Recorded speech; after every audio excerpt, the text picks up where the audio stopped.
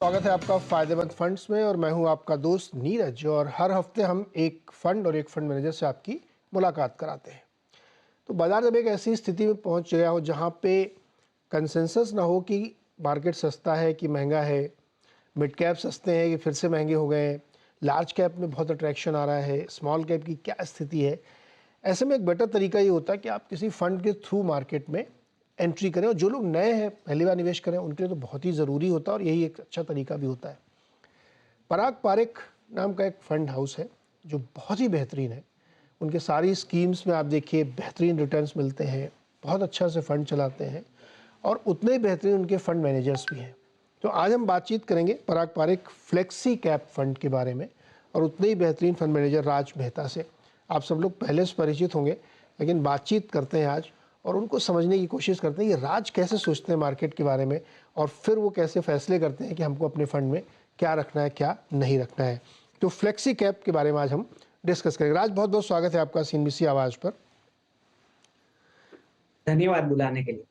तो राज, हम लोग फ्लेक्सी कैप पे डिस्कस करेंगे, आपकी अप्रोच को समझेंगे, लेकिन उससे पहले मैं मार्केट पे आपका अप्रोच समझना चाहता हूँ। बहुत तरीके से इवेंट्स भी हैं आगे पीछे, बाहर के भी इवेंट, घरेलू इवेंट, और मार्केट हमारा एक एक मजबूती के साथ एक पोजीशन लेके खड़ा हुआ है। तो बहुत सारे लोगों को समझ में नहीं आ रहा कि इस समय मार्केट का अप्रोच क्या होना चाहिए और बिहेवियर क्या है मार्केट का। तो आप लोग कैसे इसको एसेस कर रहे हैं? जी, अगर मार्केट की वैल्यूएशंस की बात करें तो डेफिनेटली ओवर वैल्यूड भी नहीं लग रहा है और चीप भी नहीं है। अबव एवरेज वैल्यूएशंस डेफिनेटली है। तो एंड अगर मार्केट को अगर ब्रेकअप करें लार्ज, मिड एंड स्मॉल में, तो डेफिनेटली लार्ज कैप एक स्पेस है जहाँ पे थोड़ा वैल्यू दिख रहा है, जहाँ पे थोड़े वैल्यूएशंस रीजनेबल दिख रहे हैं कोई-कोई सेक्टर्स में। बट अगर मिड एंड स्मॉल कैप की बात करें तो वैल्यूएशंस थोड़े ज़्यादा ही अबव एवरेज है। एंड इसलिए हमारा जो एलोकेशन है large and mid and small caps में, वो थोड़ा हमने कम कर दिया है और लार्ज कैप्स में बढ़ा दिया है। तो ओवरऑल मार्केट्स की अगर देखें long term point of view से, तो डेफिनेटली ग्लोबली भी काफी सारे इवेंट्स है, इंडिया में भी इलेक्शंस है, यूएस में इलेक्शंस है नेक्स्ट ईयर। इंटरेस्ट रेट्स आगे जाके कैसे बिहेव करते हैं वो देखना रहेगा, और साथ साथ में इन्फ्लेशन नंबर्स भी एवरी मंथ ट्रैक करना पड़ेगा। ओके राज, अब एक एक अमेरिका की जो समस्या है वो तो लगभग एक तरीके से ऐसा लग रहा है कि सुलझ सी गई है। अब उधर से कोई वैसी बुरी खबरें नहीं आती हैं, ना कोई उसको बहुत अब ज़्यादा भाव दे रहा है। लेकिन घरेलू इवेंट, चुनाव है, राज्यसभा राज्यों के चुनाव हो रहे हैं, उसके बाद फिर लोकसभा। क्या मार्केट चुनावों को वैल्यू करता है, उसकी डिस्काउंटिंग करता है, या वन ऑफ इवेंट है, आए चले गए, कोई बहुत फर्क नहीं पड़ता? अगर long term point of view से देखें तो इलेक्शंस इतना मायने नहीं रखते। अगर लास्ट 20 साल 25 साल का इलेक्शन का रिजल्ट्स देखें एंड साथ में अगर मार्केट के रिटर्न्स को कोरिलेट करें, तो आपको देखने में आएगा कि ज्यादा रिटर्न्स इंपैक्ट नहीं होते long term point of view से। बट डेफिनेटली शॉर्ट टर्म में अगर देखें तो सेंटीमेंट इंपैक्ट होता है, साथ साथ में थोड़ा वॉलेटाइल हो जाता है मार्केट्स, कभी कभी शार्प मूव्स देखने को मिलते हैं जब काउंटिंग होते हैं वोट्स के। तो ये सब इम्पैक्ट शॉर्ट टर्म में आ सकता है, but long term point of view से एज लॉन्ग एज कंटिन्यूटी है रिफॉर्म्स में, तो डेफिनेटली कोई इम्पैक्ट नहीं करता है। ओके, लॉन्ग टर्म में कोई इम्पैक्ट नहीं, शॉर्ट टर्म में थोड़ा बहुत ऊपर नीचे होते हैं। वो तो खैर हर इवेंट पे हो जाते हैं, इवन फुटबॉल मैच से भी हो सकते हैं। मार्केट बहुत सेंसिटिव है तो किसी भी चीज़ से हो सकते हैं, लेकिन लॉन्ग टर्म का जरिया अलग होता है। तो अब आते हैं आपके फ़ंड पे। राज, ये जो पराग पारेख फ्लेक्सी कैप फंड है, one of the best fund है। बहुत शानदार रिटर्न इसने लगातार बना के दिए हैं, बहुत बढ़िया ठीक ठाक एयूएम भी आपने बना लिया है। क्या फिलॉसफी है इसकी, अप्रोच क्या है आप लोगों का? मतलब ये क्या, मतलब फ्लेक्सी फंड क्या करता है ये? जी, जब ये फ्लेक्सी कैप फंड हमने लॉन्च किया था 2013 में, हमारा पॉइंट ऑफ व्यू एक ही था कि कोई भी नए इन्वेस्टर को अगर इन्वेस्ट करना है, तो हम एक फंड लाएंगे जो सब कुछ कर सकता है। तो इसमें हमने फुल फ्लेक्सिबिलिटी दी है फंड मैनेजर्स को, इंक्लूडिंग मी, जहाँ पे large cap, mid cap, small cap में कोई भी बाइफर्केशन हो सकता है, कोई भी एलोकेशन हो सकता है। साथ-साथ में ज्योग्राफिकली भी हम लोग ग्लोबली इन्वेस्ट कर सकते हैं, यूएस में इन्वेस्ट कर सकते हैं, यूरोप में इन्वेस्ट कर सकते हैं, जापान में इन्वेस्ट कर सकते हैं और इंडिया में भी इन्वेस्ट कर सकते हैं। और अगर एलोकेशंस देखें हमारे इंडिया वर्सेस ग्लोबली, तो हम लोग 65% के ऊपर इंडिया में एलोकेट करते हैं। तो इससे क्या होता है कि टैक्सेशन वाइज अगर देखें तो ये इंडियन इक्विटी फंड क्लासिफाई हो जाता है, एंड इसके लिए जो long term and short term के जो बेनिफिशियल रेट्स है इंडियन इक्विटी म्यूचुअल फंड्स के लिए, वो एप्लीकेबल हो जाते हैं। तो अगर ओवरऑल पॉइंट ऑफ व्यू से देखें, एंड इन्वेस्टर के पॉइंट ऑफ व्यू से देखें, तो tax efficient returns longer time point of view से कैसे मैनेज करने का ये फंड ने लास्ट 10 साल में दिखाया है। और साथ में हम हर कम्युनिकेशन में ये बोलते हैं कि कोई भी इन्वेस्टर अगर ये फंड में पैसा डाल रहा है, तो 5 साल के नजरिए से आना ये फंड में। अगर 5 साल से कम आपका टाइम होराइजन है तो प्लीज मत आना, हम खुद सामने से इन्वेस्टर को मना कर देते हैं। तो हमारा इन्वेस्टमेंट फिलॉसफी भी ऐसा ही long term point of view से होता है, और जब तक इन्वेस्टर्स का टाइम होराइजन और हमारा इन्वेस्टमेंट का टाइम होराइजन मैच होता है, तो फिर रिटर्न्स भी अच्छे आते हैं, एंड वो देखने में आया है पास्ट। इतनी सफाई से कोई बोलता नहीं कि 5 साल से कम हो तुम मत आना, लेकिन यही ब्यूटी है पराग पारेख फंड की कि बहुत साफ बात रखते हैं, बिल्कुल कोई लाग लपेट नहीं। राज, ग्लोबल इक्विटीज़ में कितना इस समय एलोकेशन है आप लोगों का, है कुछ? इस समय 17 से 18% है। अगर 2013 से 2021-22 तक देखें तो अराउंड 30% के आसपास था। पर जब से फरवरी 2022 से सेबी एंड आरबीआई ने रिस्ट्रिक्ट किया है फ्रेश रेमिटेंसेस, बाहर डॉलर्स नहीं भेज सकते हैं, तो तब से ये जैसे जैसे फंड साइज बढ़ा है, एज अ परसेंटेज एलोकेशन 30% से अराउंड 17-18% आ गया है। वो भी फंड के थ्रू होगा, आपका फंड ऑफ फंड में लगाया होगा? नहीं, फंड ऑफ फंड नहीं, हम डायरेक्टली इन्वेस्ट करते हैं इंटरनेशनल स्टॉक्स में। अभी 4 स्टॉक्स है global, and all global tech stocks है, अल्फाबेट, मेटा, अमेज़न और माइक्रोसॉफ्ट। चारों बेस्ट स्टॉक जो वर्ल्ड के हैं, वर्ल्ड के बेस्ट स्टॉक, वो आपने अपने पोर्टफोलियो में रखे हैं। शानदार तरीका है ये।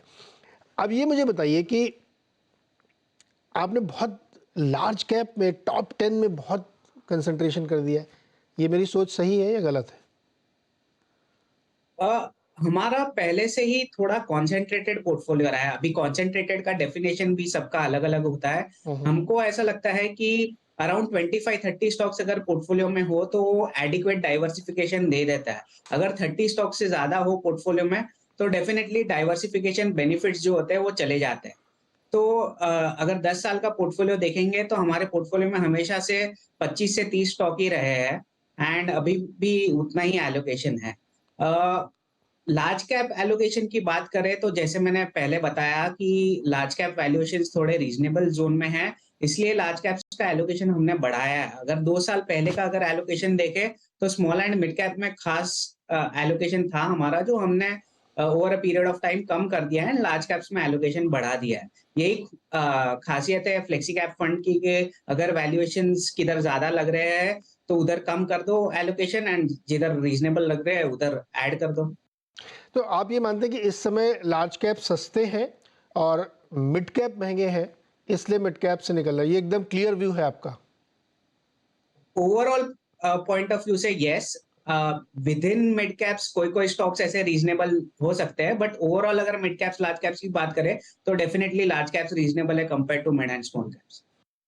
लेकिन एक बात और बड़ी लोग धारणा में कहते हैं कि जो मतलब टॉप के मिड कैप स्टॉक्स हैं, बहुत बड़े लार्ज से नीचे, जब जैसे आप लार्ज कैप खत्म होता है जो शुरू होता है मिड कैप, ज़्यादा अच्छे रिटर्न्स वहाँ बनते हैं अगर आप लंबे समय के लिए वाकई होल्ड करें। क्या ये फिलॉसफी पे आप बिलीव नहीं करते? बिलीव करते हैं, लेकिन स्टार्टिंग वैल्यूएशन भी मैटर करता है। अगर स्टार्टिंग वैल्यूएशन ही आपका ज्यादा है तो longer term point of view भी रिटर्न्स इंपैक्ट हो जाते हैं, एंड 3-4 साल का बीच में पीरियड ऐसा आता है जहां पे कोई भी रिटर्न्स नहीं मिलते हैं इन्वेस्टर को। तो इसलिए हमारा वैल्यूएशन पे ज्यादा ध्यान है, एंड जब भी वैल्यूएशंस थोड़े रीजनेबल लगे तभी मिड एंड स्मॉल कैप में एलोकेशन बढ़ा देते हैं। और खास करके क्या होता है, जब भी कोई इवेंट होता है, जब भी कोई मार्केट फॉल आता है, तभी mid and small cap stocks ज्यादा गिरते हैं। प्लस वो टाइम पे थोड़े दूसरे म्यूचुअल फंड्स को रिडेम्पशन आते हैं, खास करके mid and small cap funds है उनको रिडेम्पशन आते हैं, तो वो सेलिंग आ जाता है, तो जितना लिक्विडिटी चाहिए वो भी मिल जाता है, प्लस प्राइस भी आपके रेंज में आ जाता है। तो वो टाइम पे स्मॉल एंड मिड कैप्स में एलोकेशन बढ़ाना उचित रहेगा। अभी लार्ज कैप्स में हाइड करना एंड थोड़ा कैश रखना हमको लगता है कि बेटर है। ओके। राज, पिछले दो या 3 साल कह लीजिए, 2 साल मोटे तौर पे लार्ज कैप में पैसे नहीं बने हैं। और हम लोग जब सेंसेक्स का रिटर्न देखते हैं तो एवरी 5 ईयर्स के ब्रैकेट में वो बहुत बढ़िया 17, 18, 19% के रिटर्न बनते हैं। तो अब पिछले 2-3 साल से बने ही, तो नेक्स्ट 2 ईयर्स में क्या आपको लगता है कि बहुत बड़ी तेजी लार्ज कैप में आ सकती है? आ सकती है। इसका एक दो कारण है। एक कारण ये भी है कि एफआई के आउटफ्लोज देखने मिले हैं, एंड एफआई मेजर इन्वेस्टर्स रहते हैं लार्ज कैप स्टॉक्स में।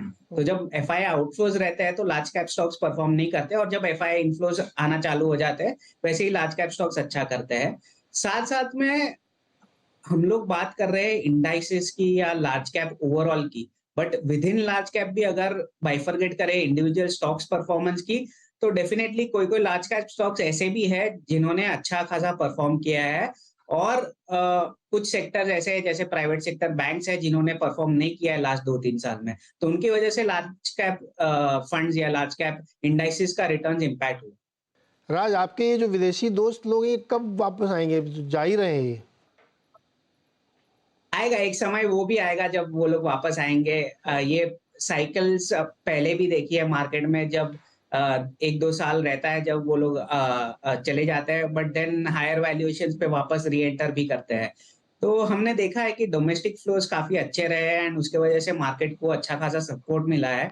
आगे जाके जब भी एफआई इनफ्लोज आएंगे, डेफिनेटली मार्केट्स को अच्छा खासा रिटर्न्स देखने मिलेंगे। तो ये जल्दी ही वापस आने चाहिए। अच्छा, सेक्टोरली क्या बैंक एंड फाइनेंस में आप थोड़ा-सा अंडरवेट होना चाहते हैं, या आपको अब लगता है कि हो गई ये स्टोरी, थोड़ा-थोड़ा आप कम कर रहे हैं अपना इन्वेस्टमेंट उसमें? नहीं, इनफैक्ट प्राइवेट सेक्टर बैंक्स एक ऐसा स्पेस है जिसमें हमने एलोकेशन बढ़ाया है, एंड अभी ऑलमोस्ट हाईएस्ट एलोकेशन है प्राइवेट सेक्टर बैंक्स में। हुँ। हमारे पास 3 प्राइवेट सेक्टर बैंक्स है, HDFC, ICICI and axis, and इसमें भी एचडीएफसी में सबसे हाईएस्ट एलोकेशन है। लास्ट 2-3 साल में बैंक्स ने अंडर परफॉर्मेंस दिखाया है, वैल्यूएशंस काफी करेक्ट हो गए हैं एंड रीजनेबल हो गए हैं। साथ-साथ में हमने देखा है कि निम्स जो है, नेट इंटरेस्ट मार्जिन्स, वो ऑल टाइम हाई पे है, तो वो थोड़ा बहुत करेक्ट हो सकते हैं। क्रेडिट कॉस्ट जो ऑल टाइम लो पे है, वो थोड़ा बहुत बढ़ सकते हैं। बट वो सब फिगर इन करने के बाद भी वैल्यूएशंस एकदम ही रीजनेबल है प्राइवेट सेक्टर बैंक्स में। एंड जो लॉन्गर टर्म ट्रेंड है मार्केट शेयर गेन करने का ओवर पब्लिक सेक्टर प्लेयर्स, वो इंटैक्ट है एंड वो लॉन्गर टर्म में प्ले करेगा। इसलिए longer term point of view से प्राइवेट सेक्टर बैंक्स अभी एकदम ही रीजनेबल जोन में है, एंड हम उसमें ऐड कर रहे हैं अभी पोजीशन। तो वो जो टॉप प्राइवेट सेक्टर के 2-3 है, उसमें ही आप और ऐड कर रहे हैं? उसमें ही है, और बाकी private top private sector banks में भी नजर है। पब्लिक सेक्टर बैंक्स में हमारा निवेश कभी भी नहीं रहा है, एक ही पॉइंट ऑफ व्यू से, बिकॉज हम longer term point of view से देखते हैं। एंड ये public sector banks usually trades होते हैं जब ऑल टाइम हाई एनपीएस है तब बाय कर लो, एंड जब भी प्रोविजनिंग एंड रिवर्स हो जाए तभी आप सेल कर दो। तो ऐसे ट्रेड्स हम खेलते नहीं है, हम longer term point of view से खेलते हैं, एंड इसलिए प्राइवेट सेक्टर बैंक्स में हमारा फोकस है। यहाँ पे लेते हैं एक छोटा-सा ब्रेक, और ब्रेक से वापस आएँगे तो राज से डिस्कस करेंगे कि कौन सा सेक्टर उनको इस समय सबसे ज़्यादा पसंद है और जहाँ पे वो कॉन्ट्रा कॉल ले रहे हैं। एक बार फिर से स्वागत है आपका फायदेमंद फंड्स में, और आज हम बातचीत करें पराग पारेख फ्लेक्सी कैप फंड के बारे में।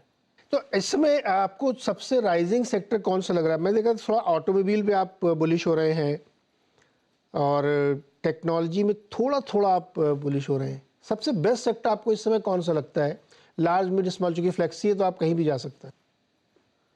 पावर सेक्टर एक है जहाँ पे अच्छा खासा ग्रोथ दिख रहा है नेक्स्ट 3-4 साल में। हुँ। रीजन ये है कि वहाँ पे डिमांड काफी स्ट्रांग है, और साथ साथ में सप्लाई इतना फास्ट बढ़ा नहीं है, और आगे भी स्लोली बढ़ेगा।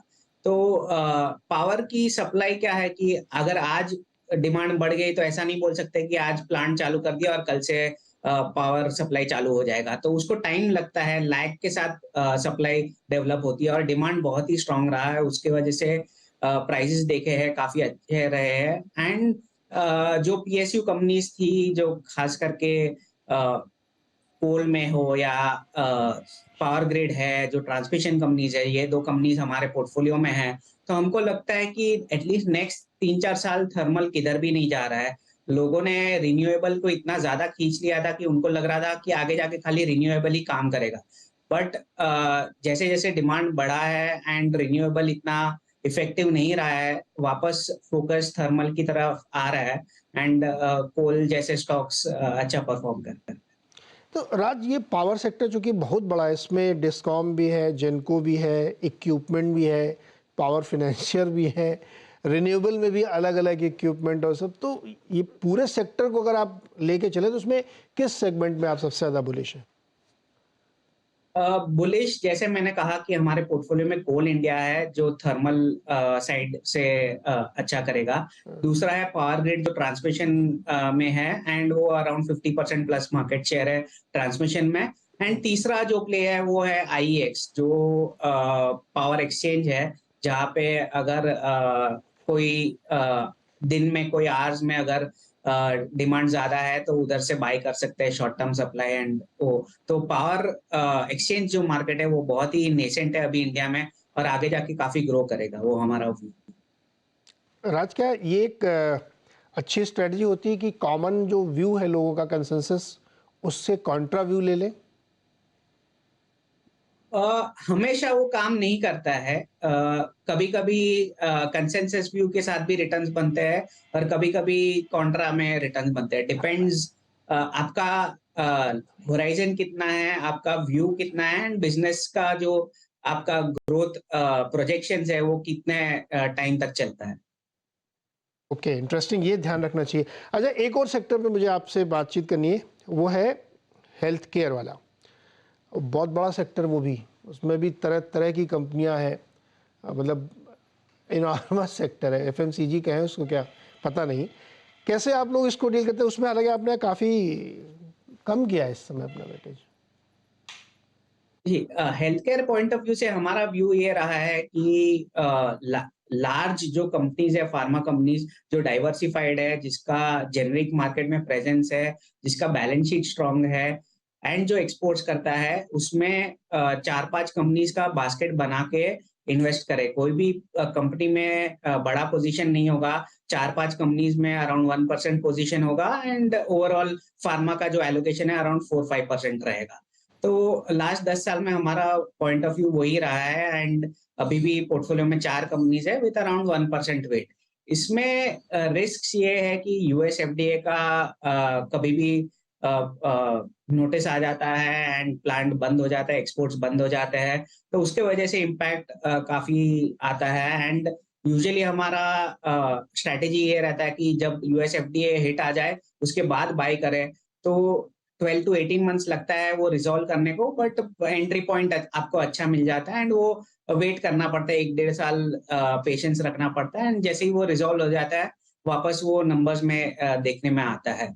डायग्नोस्टिक्स एंड हॉस्पिटल्स का जो स्पेस है हेल्थ केयर में, वो हम ट्रैक करते हैं बट हमेशा से ही एक्सपेंसिव रहे, स्पेशली लास्ट 4-5 साल में एंड इसलिए हमने उसमें निवेश नहीं किया। ओके, ये है पूरी हेल्थ केयर करें। अच्छा, वाकई हेल्थ केयर तो बहुत बड़ा, और अपने यहाँ बीच में कुछ समय तक एफडीए वाले शांत थे, अभी रोज आजकल खबरें आती हैं सुबह सुबह की ये प्लांट वो प्लांट, पता नहीं क्या है। आप लोग जो मैनेजमेंट से मिलते हैं फार्मा कंपनी के, तो उनसे ये सवाल जरूर पूछते होंगे, भाई ये क्या है, ये हर दूसरे महीने यहाँ पे ऑफिस ही खोल ले एफडीए वाले, रोज एक दिन के दफ्तर में चेक करें। जी, कोविड में जब 2 साल सब बंद था, ट्रैवल बंद था, तब यूएस एफडीए के इश्यूज बंद हो गए थे, लेकिन वापस अभी वो लोग ने ट्रैवल करना चालू कर दिया है, तो वो वापस नोटिस इश्यू करना चालू कर दिए। ओके, एक लास्ट क्वेश्चन आपसे, ऑटो सेगमेंट के लिए। वहाँ पे एक बड़ी द्वंद्व, एक लड़ाई जैसी चल रही, आइस इंजन वर्सेस ईवी में। अब किसी को समझ में नहीं आ रहा कि ये पूरी स्टोरी कैसे चलेगी और कौन इसका विनर हो सकता है।